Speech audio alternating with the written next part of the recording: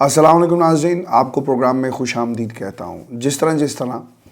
انتخابات کی اعلان کردہ تاریخ قریب آ رہی ہے نا، بہت سارے کریکٹرز آپ کو مارکیٹ میں اس وقت نظر آئیں گے، اور ان کرداروں کے ذریعے یہ پیغام اور یہ نعرہ لگایا جا رہا ہے کہ پاکستان میں الیکشنز نہیں ہو سکتے، اور مختلف قسم کی توجیہات پیش کی جا رہی ہیں، ریزننگ دی جا رہی ہے، ریشنل قوم کے سامنے رکھا جا رہا ہے کہ عام انتخابات کیوں نہیں ہو سکتے۔ زیادہ سردی لگے تو یقیناً انتخابات نہ کروانا، اس میں کوئی مذائقہ نہیں ہے۔ زیادہ برف پڑ جائے تو جمہوریت ڈیریل ہو جائے تو کوئی مسئلہ نہیں، لوگ اگر ٹھنڈ سے مر گئے تو نہ جمہوریت رہے گی نہ نظام رہے گا، تو اس لیے سردی جو ہے وہ پاکستان کے انتخابات کے اوپر حاوی ہو گئی۔ پھر ہم نے اس ملک کے اندر، پاکستان کے اندر حالات دہشت گردی کے اس کو بنیاد بنا کر بہت سارے کرداروں کو بولتے ہوئے دیکھا کہ دہشت گردی ملک کے اندر بڑھ رہی ہے، دہشت گردی اگر بڑھے گی تو جمہوریت کو نقصان ہوگا، اور عین ممکن ہے کہ دہشت گردی اتنی بڑھ جائے کہ وہ جمہوریت پر حملہ کرے اور جمہوریت ہمیشہ کے لیے تباہ ہو جائے۔ یہ کہاں سے آتے ہیں لوگ؟ کبھی آپ نے یہ سوچا ہے؟ اور عرفان قادر صاحب کا ایک بیان میں نے پاکستان کے ٹیلی ویژن چینل پر چلتے ہوئے دیکھا، تھمبنیل کے اوپر یہ عبارت لکھی ہوئی تھی کہ عرفان قادر کا ایک بڑا بیان۔ ایسے کردار مخصوص مقاصد حاصل کرنے کے لیے ایکٹیو ہو جاتے ہیں جو موقع پرست ہیں، اور کسی کے کہنے کے اوپر اگر انہیں جمہوریت کو بھی ڈیریل کرنا پڑے تو وہ آپ کو ایسے بیان دیتے ہوئے نظر آئیں گے۔ عرفان قادری صاحب جیسے بہت سارے لوگ جو ہیں پاکستان کی جمہوریت، جو ایک آرٹیفیشل جمہوریت ہے، کلینکل جمہوریت ہے، انجینئرڈ جمہوریت ہے، 2 نمبر جمہوریت ہے، اس میں بہت سارے کردار جو ہیں موجود ہیں جو اپنا اس وقت جو ہے منجن بیچ رہے ہیں کہ انتخابات وقت پر نہیں ہونے چاہیے۔ اور کیوں نہیں ہونے چاہیے؟ کہیں سردی کا وویلا مچایا جا رہا ہے، کہیں پر دہشت گردی، اور پھر اگر ویورز ان تمام بیانات کے پیچھے اگر ہم دیکھیں تو یقیناً ان لوگوں کی پاپولیرٹی ہے، پولیٹیکل کیپٹل ہے جو کسی کے پلے نہیں ہے، اور اب یہ تمام لوگ جو ہیں اپنا ایک الگ سے منجن بیچنے کی کوشش کر رہے ہیں۔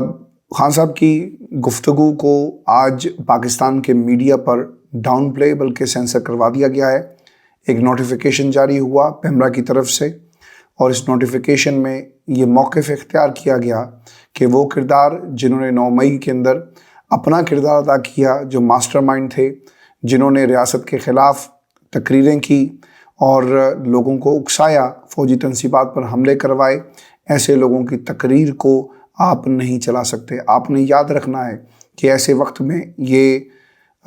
پریس ریلیز جو ہے وہ جاری کی گئی جب سپریم کورٹ، پاکستان کی ہائی کورٹس، پاکستان کی لارڈ جوڈیشری، کہیں سے کوئی فیصلہ ایسا نہیں آیا اور حتمی فیصلہ نہیں آیا، کسی نے سزا نہیں دی، کسی نے عمران خان کو کسی 9 مئی کے واقعات کی تناظر میں جیل میں نہیں پھینکا، لیکن پیمرا نے یہ خود سے اخذ کر کے یہ گفتگو جو خان صاحب کی تھی اسے روک دیا۔ خان صاحب جیل کے اندر بیٹھ کر بھی نا شاید ایک خوف کی علامت بن چکے ہیں۔ پاکستان کے اندر ہم نے پچھلے 100 سے زائد دن گزر چکے خان صاحب کو جیل کے اندر، لوگوں کی یہ کوشش رہی،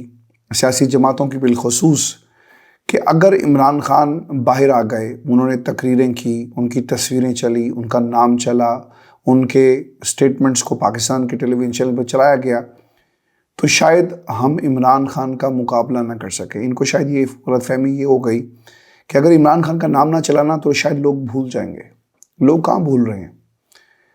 آج وہ لوگ جو ہمیشہ سے پاکستان مسلم لیگ نون کی نوکری کرتے رہے، پیپلز پارٹی کے جو ایوان تھے یا پیپلز پارٹی کے جو خاص حلقے ہیں، اور جو ان کے کمروں میں بیٹھ کر جو ڈرائنگ روم پالیٹکس کو آبزرو کرتے رہے، وہ صحافی بھی اب چیخ چیخ کر یہ کہہ رہے ہیں کہ جمہوریت کے ساتھ خدا کے لیے گھرونا مذاق مت کرو، اور ان سیاسی جماعتوں کے پلے کچھ نہیں ہے، اور اگر یہ سیاسی جماعتیں اگر اقتدار صرف حاصل کرنے کے لیے عمران خان کو باہر رکھتی ہیں یا ان کا نام دباتی ہیں یا ان کا نام لینے پر پابندی عائد کرتی ہے، تو الٹیمیٹلی اس کا نقصان جو ہے وہ پاکستان کو اور ان سیاسی جماعتوں کو پاکستان سے بھی زیادہ ہوگا۔ پولیٹیکل کیپٹل جب آپ کے پاس موجود نہیں ہوتا نا، پھر آپ اس قسم کے ہتھ کنڈے استعمال کرتے ہیں۔ خان کی تصویر چلی تو وہ بیانیہ جس کا مقابلہ نہیں کر سکتے، انہوں نے تقریر کو بند کر کے، نام کو بند کر کے یہ اس کا حل نکال لیا۔ آج وہ تمام صحافی بھی بول رہے ہیں عمران خان کے حق میں کہ جب الیکشن ہوں گے تو سیاسی جماعتوں کے پاس کسی قسم کا کیپٹل موجود نہیں ہے کہ وہ عمران خان کے جیل میں بند ہونے کے باوجود اس بیانیے کا مقابلہ کر سکیں جو بڑی خاموشی کے ساتھ آہستہ آہستہ پاکستان کی عوام تک پہنچ بھی رہا ہے۔ اور میں اس دن سہیل وڑائی صاحب کو سن رہا تھا، انہوں نے ایک بات کہی، اور وہ یہ بلیو کرتے ہیں کہ پاکستان کی عوام نظام سے انتقام لے گی، سسٹم سے انتقام لے گی، ان لوگوں سے انتقام لے گی جو جمہوریت کو خاص مقاصد کے لیے استعمال کرتے ہیں، سیاسی جماعتوں سے انتقام لے گی۔ اور اگر کوئی یہ سمجھتا ہے کہ عمران خان کو خاموش کروا کر وہ پاکستان کی عوام کو خاموش کروا دیں گے تو یہ ایسا نہیں ہوگا، کیونکہ بقول سہیل وڑائی صاحب وہ یہ کہتے ہیں کہ عوام بھری بیٹھی ہے اور وہ ووٹ کی طاقت کو استعمال کر کے اپنا ہونے کا کہ ہم بھی اس جمہوریت کے اندر موجود ہیں احساس جو ہے وہ کچھ لوگوں کو دلوائے گی۔ ویورز، پورے پاکستان میں جو ٹاپک آف ڈسکشن تھا وہ خان صاحب تھے۔ آپ اگر غور کریں نا تو ہوا یہ کہ لوگوں کا یہ خیال تھا کہ خان صاحب ٹوٹ جائیں گے، یہی تھا نا۔ آپ نے کیمرے لگا کر دیکھ لیے، آپ نے پانی چھوڑ کر دیکھ لیا، آپ نے کیڑے مکوڑوں کو آزادی دے دی کہ جاؤ اور جا کر خان پر حملہ کرو، آپ نے یہ سب کچھ کر کے دیکھ لیا، لیکن اس کے باوجود عمران خان ٹوٹا نہیں، عمران خان گرا نہیں، عمران خان نے کوئی ڈیل نہیں کی۔ سوال بھی پوچھا گیا نا کہ خان صاحب کوئی ملنے آیا آپ سے، کسی نے بات کی آپ سے، آپ کو باہر جانے کا ایک موقع بھی دیا جا سکتا ہے، کچھ لوگ یہ کہہ رہے ہیں، لیکن خان صاحب یہ کہتے ہیں کہ نہ مجھ سے کوئی ملنے آیا، اور اگر کوئی ملنے آئے گا بھی تو میرا ایک ہی جواب ہے، سب سے پہلے پاکستان، اور پاکستان کے لیے چاہے مجھے جیل میں رہنا پڑے، ساری عمر مجھے نہ نکالیں، لیکن میں باہر نہیں آؤں گا۔ میں پاکستان کے لیے میری تمام کاوشیں اور کوششیں ہیں۔ اب یہ دیکھیں جو سوال و انٹریکشن ہوا، جب یہ پاکستان کے ٹیلی ویژن چینلز پر رپورٹ نہیں ہوگا تو پھر فائدہ کیا ہے آزادی اظہار کا اور پھر اس پٹیشن کا جس پر میڈیا نے ایک سوال یہ اٹھایا کہ ہمیں بھی اندر جانے دیا جائے، ہم آبزرو کریں، ٹرائل کو رپورٹ کریں۔ جب پاکستان کے ٹیلی ویژن چینلز پر رپورٹ نہیں ہوگا تو پھر صحافیوں کو اندر جانے کی اجازت جو ہے وہ کس لیے دی جا رہی ہے؟ ویورز، جتنے بیانات رپورٹ ہوئے اور جتنے کروڑ لوگ ان بیانات کو دیکھیں گے، عمران خان کا بیانیہ ایک تحریک بن جائے گا، یہ وہ خوف ہے جس کے بعد یہ ایک ڈاکومنٹڈ آرڈر جو ہے عمران خان کی تقریر، ان کے بیان، ان سے منسوب جملوں کو ایک سینسر کر دیا گیا ہے پیمرا کی طرف سے۔ اب یہ دیکھنا ہے کہ خان صاحب کی اس گفتگو کو، اس تقریر کو، اور اس جو تقریر نہیں چلے گی اس اقدام کو پاکستان تحریک انصاف جو چیلنج کرتی ہے یا نہیں کرتی، یعنی ہر راستے پر ایک رکاوٹ ہے اور اس رکاوٹ کو دور کر کے خان صاحب کے لیے حالات جو ہے مشکل بنائے جا رہے ہیں۔ اب جو $1 ملین کوشچن تھا نا اس میں کہ سائفر کیس میں عدالت نے آپ کو پیش کرنے کا حکم دیا لیکن خان صاحب کو پیش نہیں کیا جاتا، پھر توہین الیکشن کمیشن کیس کے اندر بھی خان صاحب کو پیش کرنے کا کہا گیا الیکشن کمیشن کی طرف سے، لیکن پیش نہیں کیا گیا۔ عدالت میں نکاح کے کیس میں سیشن عدالت نے کہا کہ خان صاحب کو لے کر آئیں، پیش کریں، لیکن پیش نہیں کیا گیا، صرف اس لیے کہ اگر خان کا ایک بیان یا تصویر چلی تو یقیناً وہ ایک طوفان لے کر آئے گی، اور ہمارے اندر کسی طوفان سے لڑنے کی کوئی صلاحیت جو ہے موجود نہیں ہے۔ ویورز، کیا عمران خان ایسا کرنے سے مقبولیت میں کمی واقع ہوگی؟ ابھی تک تو ایسا نہیں ہوا نا۔ اگر ہو جاتا تو الیکشن ہمیں عرفان قادر یا ان جیسے فضل الرحمان جیسے کردار سامنے نظر نہ آتے جو دن رات پاکستان میں جمہوریت کے خلاف سازش کر رہے ہیں۔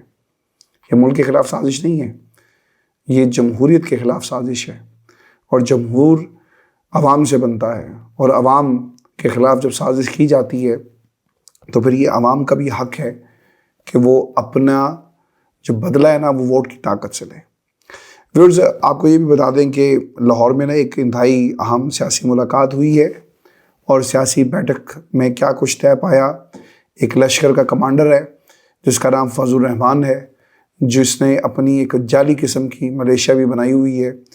سلامی کے چبوترے پر کھڑا ہو کر کمانڈر ان چیف ہونے کا باقاعدہ طور پر وہ ایک ناکام قسم کی ایکٹنگ کرتا ہوا آپ کو نظر آئے گا، جہاں پہ اسے سلامی دی جاتی ہے۔ اب اس کی ایک دل میں خواہش تھی کہ کسی طرح وہ صدر پاکستان بن جائے۔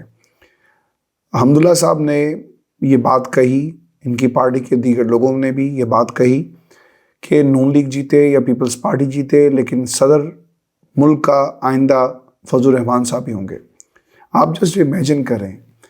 پاکستان کا اگر صدر فضل الرحمان صاحب ہوں تو ہمارے حالات کتنے برے ہو جائیں گے۔ اور فضل الرحمان صاحب پاکستان کے اندر جب ایوان صدر میں جس طرح سے انہوں نے نظریں لگائی ہوئی ہیں، اگر بیٹھ جائیں گے تو حالات کہاں سے کہاں چلے جائیں گے۔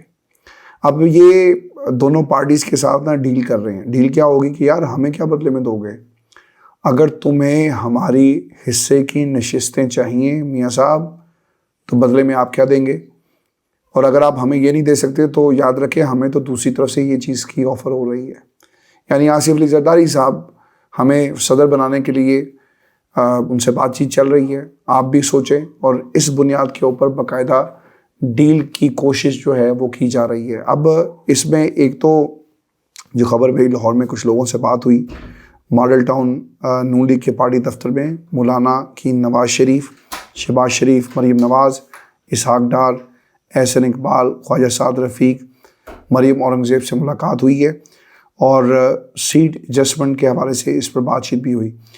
اور ابھی تک جو ویورز اطلاعات ہیں اس کے مطابق نون لیگ ابھی تک الیکشن کے حوالے سے کنفیوز نظر آ رہی ہے۔ اس کی وجہ نون لیگ کے بارے میں عوامی رائے کا منفی ہونا ہے۔ نواز شریف نے 40 رکنی کمیٹی بنائی، اس کا سربراہ عرفان صدیقی کو بنایا تاکہ نواز شریف کا بیانیہ بنایا جا سکے، لیکن 70 کی دہائی کے عرفان صدیقی اب سوشل میڈیا پر نواز شریف کے حق میں جو عوامی رائے تھی شاید اس کا رخ موڑنے میں ناکام رہے۔ اور اس کے بعد جتنے بھی سرویز پارٹی کے حوالے سے کروائے گئے، جتنے سرویز عمران خان کے حوالے سے آئے، اور پھر ضمنی انتخابات کے نتائج، اور انہوں نے ایک اس طرح کا سروے کروایا کہ پتہ کروایا جا سکے کہ ہماری عوام میں مقبولیت کیا ہے، جائزہ لیا جا سکے، پرکھا جا سکے، تولا جا سکے، تو پتہ یہ چلا کہ جناب عوام تو دور دور تک نظر نہیں آ رہی، اور ہماری جماعت اگر ہم نے کچھ کرنا ہے، اقتدار میں بیٹھنا ہے، تو بڑے بھائی شہباز شریف صاحب نے کہا کہ بڑے بھائی ہمیں کسی سے بات کرنا پڑے گی۔ جو لوگ کہتے ہیں نا کہ اوپر سے بات، اوپر والوں سے ہماری بات ہو گئی، تو انہیں کسی سیانے نے یہ کہا کہ بھائی آپ نے جن لوگوں سے بات کرنی ہے ان سے کیوں نہیں کرتے، یعنی عوام سے بھی تو بات کر لیں۔ تو عوام بات سننے کو تیار نہیں ہے، اور یہی وہ بات تھی جس بنیاد کے اوپر نواز شریف صاحب آپ کو جلوسوں کے اندر، ریلیوں کے اندر، کنونشنز کے اندر نظر نہیں آئیں گے، بلکہ انہوں نے اپنی ایک نئی دنیا بنا لی ہے، اور جسے ایک جمہور کا نام دینے کی یہ کوشش کر رہے ہیں۔ ورز بھاگنا نون لیگ کے لیے شاید مزید خطرناک بھی ہو جائے، کیونکہ کوشش یہ ہے کہ الیکشن اگر ڈیلے ہوئے تو لوگ یہ کہیں گے کہ آپ کیونکہ مقابلہ نہیں کر سکتے تھے کسی جماعت کا، یعنی تحریک انصاف کے ووٹ بینک کا، ان کے ووٹر کا، سپورٹر کا، اس لیے آپ بھاگ گئے، تو اس لیے شاید ان کے لیے یہ پوزیشن جو ہے کوئی اتنی زبردست نہیں ہے۔ جو نون لیگ کوشش کر رہی ہے کہ کسی طرح وہ اقتدار کو حاصل کریں، اور حاصل کسی سے اجازت لے کر، کسی کو منا کر، اور کسی کی مدد سے اقتدار کی کرسی تک پہنچ جائیں۔ روز میں آپ کو ایک بات یہ بھی بتا دوں کہ اب فنڈز کے بعد الیکشن کمیشن میں اب ایک نئی رکاوٹ آ گئی ہے۔ پہلے سردی تھی، فضل الرحمان صاحب تھے، دہشت گردی تھی، اب فنڈز کی کمی کا بھی سامنا ہے۔ اب یہ ہو کیا رہا ہے، فنڈز کی کمی کا معاملہ کسی حد تک جو ہے اس پر قابو پا لیا گیا ہے، لیکن بتایا جاتا ہے کہ الیکشن کے لیے 2,77,000 اہلکاروں کی کمی ہے۔ جیسے جیسے الیکشن قریب آئیں گے ویسے ویسے الیکشن کمیشن کے مسائل میں بھی آپ کو ایک اضافہ ہوتا ہوا نظر آئے گا۔ پہلے الیکشن کمیشن نے وزارت خزانہ سے فنڈز مانگے، اور پھر اس کے بعد کیا ہوتا ہے، سیکیورٹی کا مسئلہ آ گیا، اور خبر جو خط لکھا گیا وزارت داخلہ کو، یہ بھی میں فگرز آپ کے ساتھ شیئر کر لیتا ہوں، جس کے مطابق چاروں صوبوں اور وفاق میں انتخابات کے لیے 2,77,558 اہلکاروں کی کمی کا سامنا ہے۔ پولنگ اسٹیشنز پر پاک فوج اور دیگر اہلکاروں کی تعیناتی کے انتظامات کیے جائیں۔ ملک بھر میں انتخابات کے لیے 5,91,106 اہلکاروں کی ضرورت ہے، لیکن انتخابات کے لیے 3,28,510 اہلکار جو ہیں وہ دستیاب ہیں۔ اسلام آباد میں کتنے اہلکار کی ضرورت ہے، یعنی کم ہے، 9,000 سیکیورٹی اہلکاروں کی ضرورت ہے۔ اسلام آباد کے لیے 4500 اہلکار دستیاب ہیں، جبکہ 4500 اہلکار کی کمی کا سامنا ہے۔ الیکشن کمیشن نے اپریل میں سپریم کورٹ سے ایک جھوٹ بولا، یہ جھوٹ بھی میں آپ کو بتا دیتا ہوں کہ جھوٹ کیا تھا، اور انہوں نے یہ کہا تھا کہ صرف پنجاب میں انتخابات کے لیے 4,66,508 اہلکار چاہیے۔ اب بتایا گیا کہ پورے ملک کے انتخابات کے لیے 5,91,106 اہلکاروں کی ضرورت ہے، یعنی عدد و شمار پرانے رہتے ہیں تو پنجاب کے لیے 4,66,508 اہلکار کی ضرورت تھی، لیکن اب پورے ملک کے لیے صرف 1,24,598 اہلکار کافی ہوں گے۔ اچھا، باقی صوبوں میں سیکیورٹی کے مسائل اگر آپ دیکھیں نا، اس کمیونٹی پنجاب بہت زیادہ ہیں، بلوچستان میں زیادہ ہیں، کے پی میں زیادہ ہیں، سندھ میں کچے کا علاقہ، اور پھر وہ آپ کو نظر آئیں گی۔ لیکن ہوا یہ کہ انہوں نے نا گیم کی ہے، چیف جسٹس سے گیم کی، اب قاضی صاحب کو نظر نہیں آئے گا کہ آپ نے پاکستان کی عوام کے ساتھ جڑ ہوا۔ اس سے بڑی دو نمبری اور کیا ہوگی، اس سے بڑی تذلیل کیا ہوگی کہ جس ملک کے اندر عوام سپیریئر نہیں ہے، یہاں پر عدالتیں سپیریئر ہیں، انصاف سپیریئر نہیں ہے، شخصیات سپیریئر ہیں، عدالتوں کے قاضی سپیریئر نہیں ہیں۔ وقت کا قاضی جو ہے وہ آپ کو جو بن کر ایک نکام ایکٹنگ کر رہے ہیں وقت کے قاضی بننے کی، وہ آپ کو سپیریئر نظر آئیں گے۔ کیا انہیں اب کوئی پریس ریلیز جاری نہیں کرنی کہ ملک کے اندر انتخابات بھائی کیوں نہیں کرواتے؟ آپ نے تو کہہ دیا کہ بیوی سے بات کریں، لیکن حالات جو ہیں وہ کس طرف جا رہے ہیں، یہ وہ سوالات ہیں جس کا جواب پاکستان کے اندر ان سیاسی جماعتوں کے پاس نظام کو ٹھیک کرنے کے حوالے سے آپ کو شاید نظر نہ آئے، لیکن حل جو ہے وہ صرف یہی ہے کہ جلد سے جلد جو ہے ملک کے اندر